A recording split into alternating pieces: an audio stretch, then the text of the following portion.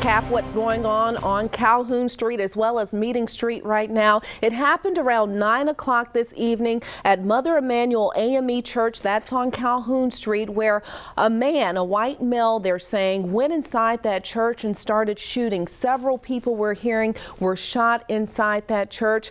We're also hearing right now Meeting Street. It has been closed because of a bomb threat. Because of this situation that's going on, a bomb threat was called in. Our crews have been pushed back quite a bit of ways away from this situation, and we just talked to our Raphael James. He was trying to get more information from the public information officer to bring us up to speed.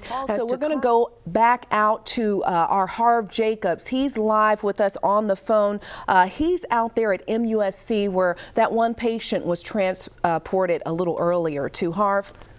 Aisha, it's a quiet scene here at MUSC compared to what's going on near the church over on Calhoun Street. There are people waiting outside the emergency room and also inside the emergency room.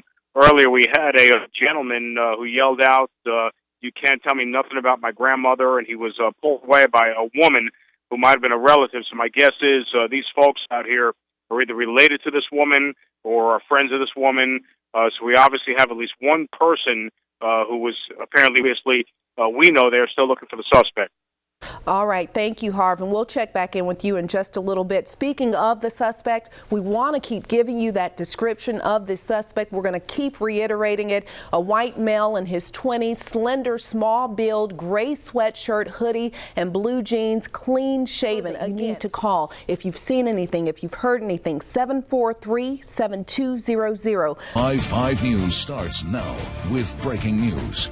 That news coming out of Mount Pleasant, where police are investigating the shooting of one man outside of a church. Investigators say it happened just a little bit before 8:30 this evening on the roadway outside of Holy Trinity AME. That's off of Mathis Ferry. Witnesses tell us that they saw a man collapse on Seaport Lane near the Riverwalk Apartments. Our Hannah Mosley is live at the scene now. Hannah, what can you tell us? Well, this is where the victim came after he was shot just outside of Holy Trinity AME. He came here, walked across Mathis Ferry, and then I'm told this is where he collapsed. Now, Mount Pleasant police are still looking for the person or people responsible. I'm going to step out of the way so you can see the scene here. They actually... We start with breaking news right now out of Edisto Island. Right now, lanes in both directions on Highway 174 just before the McKinley-Washington Bridge. They are closed right now. That is near Chisholm Plantation Lane. The Charleston County Sheriff's Office says within the last 2 hours, a person was hit by a car there and had to be taken by helicopter to the hospital. No arrests have been made as of yet, but officials say that investigation is ongoing. And new tonight at 11, we've learned a federal hearing has been scheduled for the man accused of shooting 9 people at Mother Emanuel Church downtown in June and his friend. The meeting for Dylan Roof and Joey Meek, that's Roof's friend accused of lying to authorities, is scheduled for February 11th. The U.S. Justice Department has yet to decide if it will seek the death penalty against Roof on federal charges, but state prosecutors, they say they will. We start tonight with breaking news out of Hanahan. Police there investigating a fire at the former home of former officer Michael Slager. Witnesses say it happened on the 1100 block of Yeamans Hall Road. They say it was a small fire that left minor damage after a neighbor put it out. Slager, of course, the former North Charleston police officer accused of murder, charged with murder in the shooting death of Walter Scott after a traffic stop last April.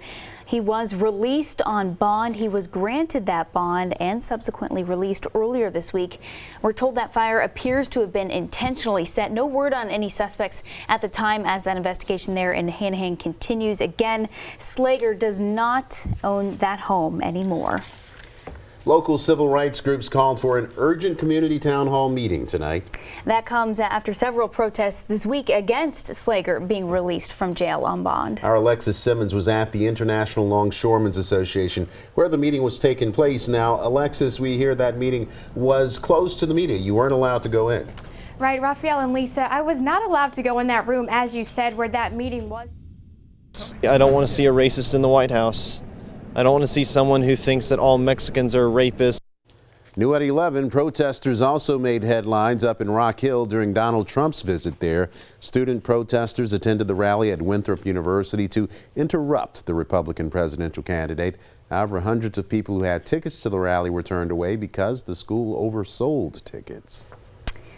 New tonight, we take a look inside the Coliseum at Winthrop University as Donald Trump spoke before that packed crowd there.